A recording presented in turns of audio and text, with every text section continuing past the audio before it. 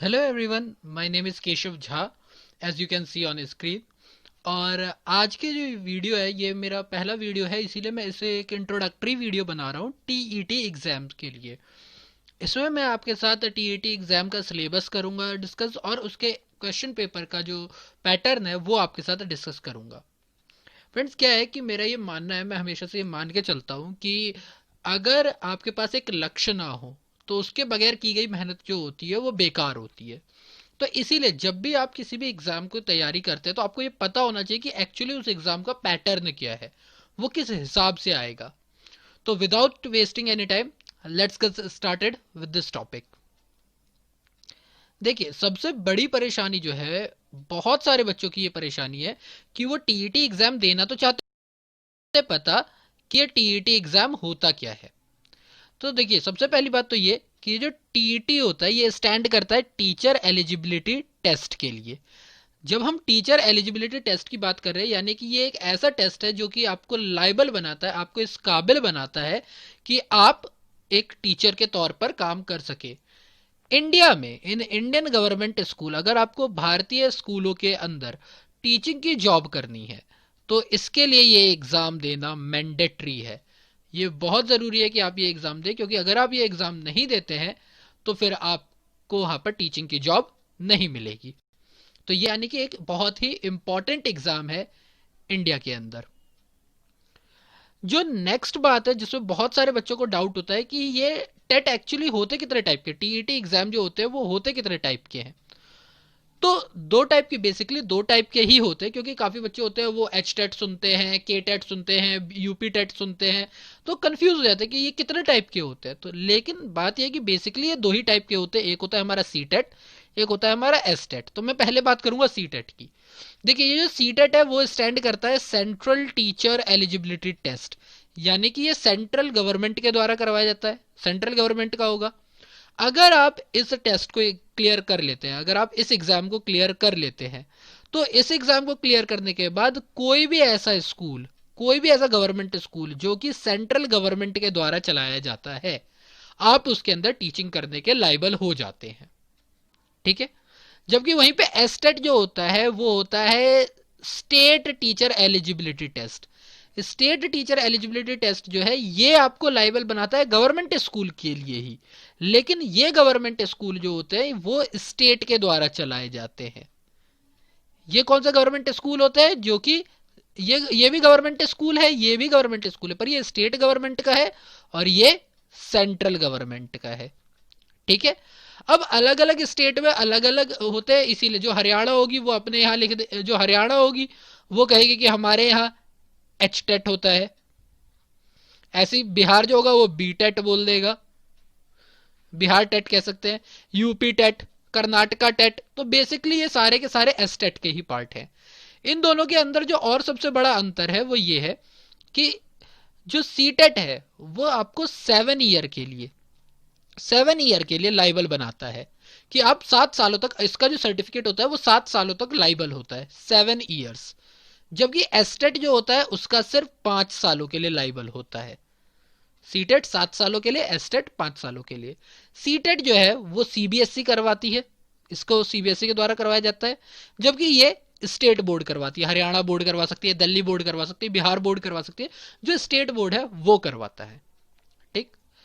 इसके लिए किसी भी रीजनल लैंग्वेज की जानकारी होना ज़रूरी नहीं है, बट क्योंकि ये एस्टेट है तो ये कहता है कि आपके पास एक रीजनल लैंग्वेज होना चाहिए। ठीक है। यानी कि यहाँ पर अगर आप बात करते हैं तो यहाँ पर आपको अगर हिंदी आती है, इंग्लिश आती है, ये दो लैंग्वेज आती है, आपका काम चल जाएगा। बट एस्टेट में आपको एक रीजनल लैंग्वेज आनी चाहिए। आई होप आपको इन दोनों के बीच का अंतर क्लियर हो गया होगा। देखिए, सीटेट एग्जाम की अगर मैं पैटर्न की बात करूं, मैं पैटर्न ऑफ सीटेट एग्जामिनेशन की बात करता हूं अगर, तो इसके अंदर आपको क्या देखना है कि इस सीटेट जो होता है वो बेसिकली साल में 2 बार करवाया जाता है, और एस्टेट जो होता है वो as per requirement of government होता है कि स्टेट गवर्नमेंट की क्या रिक्वायरमेंट है वो उस हिसाब से करते हैं। अब सीटेट के अंदर कितने एग्जाम होते हैं? 2 एग्जाम होते हैं। एक होता है हमारा पेपर 1, एक होता है हमारा पेपर 2। जो पेपर 1 होता है वो होता है एलिमेंट्री स्कूल के लिए, यानी कि अगर आप पेपर 1 देते हैं तो आप पहली क्लास से लेकर 5वीं क्लास तक के बच्चों को पढ़ाने के लिए एलिजिबल है। वहीं पे अगर आप पेपर 2 देते हैं तो ये जूनियर स्कूल के बच्चों के लिए होता है, यानी कि आप 6th क्लास से 8th क्लास तक के बच्चों को पढ़ाने के लिए लाइबल हैं। तो इसीलिए इसको दो स्टेज में बांटा गया है, एक पहला स्टेज, एक दूसरा स्टेज, पेपर 1 पेपर 2। ये जो बोथ एग्जाम है, ये दोनों के दोनों एग्जाम ऐसा नहीं है कि अलग अलग दिन करवाए जाते हैं, ये दोनों के दोनों सेम डे पे ही करवाए जाते हैं। डिफरेंट शिफ्ट होती है। पेपर 1 जो होता है वो मॉर्निंग शिफ्ट में होता है, ये मॉर्निंग शिफ्ट में हो जाता है, जबकि पेपर 2 जो होता है वो आफ्टरनून में हो जाता है, यानी कि लंच से पहले कह सकते हैं, लंच के बाद कह सकते हैं, आप इस टाइप से कह सकते हैं। ठीक है। ये दोनों के दोनों एग्जाम जो होते हैं, दोनों ही एग्जाम पेपर 1 भी और पेपर 2 भी, दोनों के दोनों 2 आवर 30 मिनट्स के होते हैं, 2 आवर 30 मिनट्स के।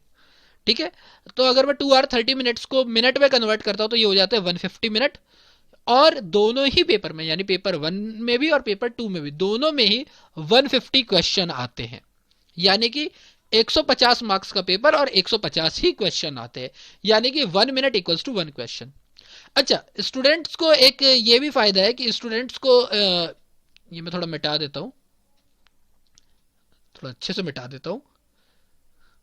स्टूडेंट्स को एक ये भी बात बताई जाती है कि ये उनके पास ऑप्शन होता है कि अगर आप चाहते हैं कि आप सिर्फ, ये देखिए जैसे यहाँ पे मैंने लिखा हुआ है कि उनके पास चूज करने का ऑप्शन होता है कि वो चाहे तो सिर्फ पेपर 1 दे सकते हैं या पेपर 2 दे सकते हैं या फिर दोनों को कंबाइन दे सकते हैं। मैंने दोनों को कंबाइन दिया था। जुलाई 2019 का जो एग्जाम था, जुलाई 2019, उसके अंदर मैंने दिया था और मैंने दोनों को ही कंबाइन दिया था। मेरा फर्स्ट अटेम्प्ट था और मैंने फर्स्ट अटेम्प्ट में ही क्लियर किया था ये एग्जाम, तो मैंने दोनों को किया था। ठीक है।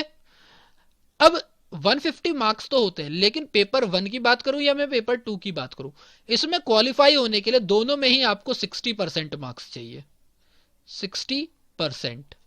अब अगर आप लोगों को परसेंटेज में प्रॉब्लम है कि 60% कितना होता है या क्या होता है, वैसे प्रॉब्लम है, तो आप इतना समझ लीजिए कि आपको 90 आउट ऑफ 150 ये मार्किंग आपको चाहिए ईच एग्जाम में।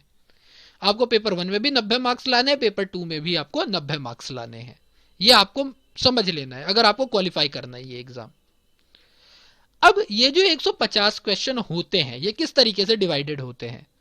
तो ये जो 150 क्वेश्चन होते हैं, इन्हें 5 पार्ट में डिवाइड किया जाता है, डिवाइडेड इनटू 5 डिफरेंट पार्ट्स। अब आप देख ही रहे हैं कि 5 पार्ट है, तो एक पार्ट है, अगर मैं 150 को 5 से डिवाइड करूंगा तो क्या हो जाएगा, 30 क्वेश्चन ईच पार्ट के, यानी हर पार्ट के लिए कितने क्वेश्चन मिलेंगे आपको, 30 क्वेश्चन मिलेंगे। ठीक है। जो पहला पार्ट होगा वो होगा आपका चाइल्ड डेवलपमेंट एंड पेडागोजी, जिसको आप लोग शॉर्ट में CDP भी बोलते हैं। इसके अंदर 30 क्वेश्चन आएंगे। सेकंड आपका होगा मैथ्स का, जिसके अंदर आपके 30 क्वेश्चन आएंगे। तीसरा होगा आपका एनवायरमेंटल साइंस का, जिसके आपके 30 क्वेश्चन आएंगे। और उसके बाद आपकी 2 लैंग्वेज होंगी जो आप चुनेंगे, और ये दोनों के दोनों ही 30-30 मार्क्स के आएंगे। अब CDP वगैरह के लिए तो आपको थोड़ा सा पढ़ना पड़ता है। एनवायरमेंटल साइंस के लिए तो बेस्ट यही कहा जाता है कि आप NCERT बुक्स पढ़ें, NCERT की आप जो है वो बुक्स पढ़ें। आपको EVS की बुक्स मिल जाएंगी, पहली क्लास से लेकर के 5वीं क्लास तक की, वो पढ़ ले, वो काफ़ी होती है एनवायरमेंटल साइंस के लिए। 6th 7th 8th में आप चाहें तो भूगोल पढ़ ले, भूगोल से एनवायरमेंट थोड़ा बहुत मिल जाता है ना, तो वहां से मिल जाएगा। बट बेसिकली आपको NCERT की बुक अगर आप पहली से 5वीं तक की पढ़ लेते हैं, 5वीं तक की EVS की जो बुक होती है, पर्यावरण शास्त्र की जो बुक होती है, आपके लिए काफ़ी होता है इस एग्जाम को क्लियर करने के लिए। बाकी और तो कई सारी बुक्स हैं मार्केट में अवेलेबल, उसकी बात नहीं है। लैंग्वेज की फिर यहाँ पर इंपॉर्टेंट बात होती है, क्योंकि लैंग्वेज के बारे में ऐसी चीज़ है जो आपने नहीं पढ़ी हुई है। मैथ्स आपकी प्रैक्टिस ही होती है, ये तो आप NCERT से कर सकते हैं, तो मैथ्स आप NCERT से कर सकते हैं, एनवायरमेंटल साइंस आप NCERT से कर सकते हैं। मैं बात करूंगा यहां पर लैंग्वेज की। देखिए लैंग्वेज का जो पेपर होता है, जो लैंग्वेज का पेपर होता है वो 2 पार्ट में बटा हुआ होता है, बेसिकली 2 पार्ट में बटा हुआ होता है, और दोनों ही 15-15 मार्क्स के होते हैं। मैंने कहा ना कि आपको ये जो मैं लैंग्वेज का पार्ट बता रहा हूँ, ये लैंग्वेज 1 और लैंग्वेज 2 दोनों के लिए बता रहा हूँ, इंडिविजुअली नहीं बता रहा हूँ, एक साथ ही बता रहा हूँ। तो लैंग्वेज 1 भी 30 मार्क्स का हो गया, लैंग्वेज 2 भी 30 मार्क्स का हो गया, यानी 30-30 क्वेश्चन हो गए। अब इनको बांट दिया जाता है 2 पार्ट में। पहला पार्ट जो, और दोनों पार्ट होते हैं 15 मार्क्स के, यानी कि लैंग्वेज 1 को भी 2 पार्ट में बांट दिया गया, लैंग्वेज 2 को भी 2 पार्ट में बांट दिया गया।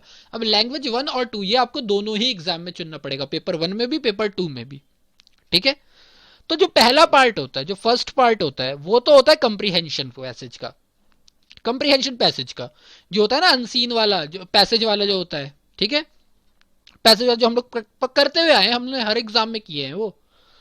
तो इसमें आपकी रीडिंग स्किल को चेक किया जाता है, थोड़ा सा ऊपर आ गया, रीडिंग स्किल को चेक किया जाता है, और ये देखा जाता है कि आप कितना अंडरस्टैंड कर पाते हैं चीजों को पढ़ करके। तो ये होते हैं 15 मार्क्स के, और इससे आते हैं 2 क्वेश्चन, यानी 2 कंप्रीहेंशन आएंगे आपके पेपर 1 में भी। हर लैंग्वेज है, लैंग्वेज 1 में भी 2 कंप्रीहेंशन आएंगे, लैंग्वेज 2 में भी 2 कंप्रीहेंशन आएंगे, पेपर 2 में भी लैंग्वेज 1 में भी 2 कंप्रीहेंशन आएंगे, लैंग्वेज 2 में भी 2 कंप्रीहेंशन आएंगे। ठीक है, क्योंकि दोनों में ही है ना, इक्वली बटे हुए हैं। तो 2 क्वेश्चन जो होंगे वो आपके कंप्रीहेंशन पैसेज के होंगे। अब ये कंप्रीहेंशन पैसेज जो होते हैं वो किस टाइप के हो सकते हैं? वो लिटरेसी से हो सकते हैं, कोई कहानी वगैरह के टाइप की हो सकती है, कोई साइंटिफिक खोज वगैरह उसके बारे में हो सकती है, किसी चीज का वृतांत हो सकता है यानी नैरेटिव हो सकती है, या फिर डिस्कर्सिव किसी चीज के बारे में एक्सप्लेन किया गया हो या और ज्यादा बढ़ा चढ़ा के बताया गया तो उस तरीके से, या इमेजिनेटिव भी हो सकती है। ठीक है, कभी कभार क्या होता है कि, हालांकि मेरे साथ नहीं हुआ था, बट कभी कभार क्या होता है कि जो आपके 2 कंप्रीहेंशन है, तो एक तो आपका आ जाता है पैसेज, सॉरी ये मैं गलत लिख रहा हूं, एक तो आ जाता है आपका पैसेज और दूसरा आ जाता है आपका पोएम। अब बात क्या है कि ऐसा बहुत रेयर होता है कि पोएम आती है, ज्यादातर तो पैसेज ही आता है। मैंने जब एग्जाम दिया था तो मेरे में तो पोएम नहीं आई थी, बट फिर भी हम लोग लेके चलते कि क्या भरोसा वो दे भी दे। ठीक है, तो बेसिकली ये है कि आपका जो 30 मार्क्स बटे हुए हैं जो आपके लैंग्वेज के बटे हुए हैं, तो लैंग्वेज में आपका इस तरीके से बांटा जाएगा। ठीक है, अब किस टाइप के क्वेश्चन आएंगे? अब देखिए कंप्रीहेंशन का है तो उसे किस टाइप के क्वेश्चन आ सकते हैं? डायरेक्ट क्वेश्चन आ सकता है, डायरेक्ट फ्रॉम दी पैसेज, जो सीधा सीधा लिखा हुआ है वही पूछ लिया, that what is the meaning of कहते हैं। या फिर एक क्वेश्चन पूछा है, राम के कितने भाई थे, राजा दशरथ के कितने बेटे थे, यानी जो डायरेक्ट क्वेश्चन हो उस टाइप के क्वेश्चन हो सकता है। वो आपसे वोकैबुलरी पूछ ले कि इस वर्ड की सिनोनिम क्या है, इस वर्ड की एंटोनिम क्या है। वो आपसे एरर करेक्शन दे सकते हैं। मेरे में आया था एक एरर करेक्शन का क्वेश्चन आया था, उन्होंने 4 ऑप्शन दे दिया और बताया कि इसमें से कौन सा एरर करेक्शन है, जो कि पैसेज के अंदर से ही था। या फिर और कोई ग्रामेटिकल ब्रांच का क्वेश्चन जो है वो भी वो इसके अंदर डाल सकते हैं। तो 15 मार्क्स तो आपके सिर्फ कंप्रीहेंशन से हो जाएंगे, और मैं इजीली कहता हूं कि इस 15 मार्क्स में से आप 10 मार्क्स तो इजीली एक्वायर कर सकते हो। ठीक है, क्योंकि ये तो प्रैक्टिस की चीज है, ये तो हमने इतनी बार किया हुआ है, ये तो है ही प्रैक्टिस की चीज हमारी। सेकेंड जो 15 मार्क्स है, 30 के बाद जो नेक्स्ट 15 मार्क्स है वो होता है लैंग्वेज पेडागोजी के अंदर। लैंग्वेज पेडागोजी, चाहे वो आप कोई सी भी लैंग्वेज ले ले, उसी के पेडागोजी की बात करते हैं। देखिए पेडागोजी का जो मतलब होता है वो होता है हिंदी में शास्त्र। शास्त्र, अब शास्त्र जो होता है वो छोटा तो नहीं हो सकता ना, वो तो बहुत बड़ा होगा। शास्त्र तो बहुत बड़े बड़े होते हैं, शास्त्र तो छोटे होते नहीं है। तो लैंग्वेज पेडागोजी भी जो है वो शॉर्ट नहीं है, लैंग्वेज पेडागोजी भी बहुत बड़ी चीज है। लेकिन आपको इसके अंदर पीएचडी नहीं करनी है, आपको सिर्फ 15 मार्क्स के बारे में पढ़ना है। आपको इससे ज्यादा पढ़ना ही नहीं, क्योंकि लैंग्वेज पेडागोजी से आपके सिर्फ 15 क्वेश्चन आएंगे। इन 15 क्वेश्चन के लिए जो मेजर पार्ट में बांटा गया है लैंग्वेज पेडागोजी को, चाहे आप कोई सी भी लैंग्वेज ले लो, आप हिंदी ले लो, आप इंग्लिश ले लो, आप संस्कृत ले लो, या कोई भी फर्दर लैंग्वेज ले लो, मैं अगर बोलूं कि हर एक तरीके की लैंग्वेज में यही 5 इंपॉर्टेंट टॉपिक है जो आपको डिस्कस करने होते हैं। सबसे पहला होता है लर्निंग एंड एक्विजिशन, दूसरा होता है आपका importance of learning and speaking, listening and speaking, तीसरा लैंग्वेज स्किल, चौथा इवैल्यूएशन, क्योंकि जब आपने स्किल सीख ली तो आपको ये देखना है कि आपको कितना आता है, and critical perspective of grammar. यही 5 पॉइंट होते हैं। हर पॉइंट में से आप देखेंगे कि 3-3 क्वेश्चन बनाऊंगा तो 15 क्वेश्चन हो जाएंगे ना, 5 पॉइंट है तो अगर मैं 3-3 क्वेश्चन बनाऊंगा तो 15 क्वेश्चन हो जाएंगे। अब ऐसा हो सकता है कि कभी कभार 3 आए, मैं इसीलिए मैं 3 नहीं बोलता, मैं हमेशा बोलता हूं कि 2 से 3 क्वेश्चन आएंगे, हर पार्ट में से 2 से 3 क्वेश्चन आएंगे। क्योंकि क्या होता है कि कभी कभार किसी में से 2 पूछ लेंगे तो दूसरे वाले में से 4 पूछ लेंगे, इस टाइप से ये डिस्ट्रीब्यूट कर सकते हैं। अब जैसे कि यहां पर ही था, हमारे कंप्रीहेंशन पैसेज के अंदर ही 15 क्वेश्चन थे, तो जरूरी तो अब 15 क्वेश्चन का आप आधा आधा कैसे करोगे? 2 के अंदर तो आप आधा आधा कर ही नहीं सकते। तो पॉसिबल है कि वो एक कंप्रीहेंशन में 7 क्वेश्चन पूछ ले, दूसरे में 8 पूछ ले, एक में 10 पूछ ले, दूसरे में 5 ही पूछे, तो वो इस तरीके से पेपर सेट कर सकते हैं। ये आपका लैंग्वेज पेडागोजी का पूरा एग्जाम पैटर्न था। नेक्स्ट क्लास में हम लोग जो पढ़ेंगे वो हमारा पहला टॉपिक पढ़ेंगे। आई होप आप लोगों को पूरा पैटर्न समझ में आ गया हो, और अब आप अपने आप को प्रिपेयर कर सकते हैं कि किस हिसाब से आपको तैयारी करनी है, दिमाग को किस हिसाब से क्लियर करना है।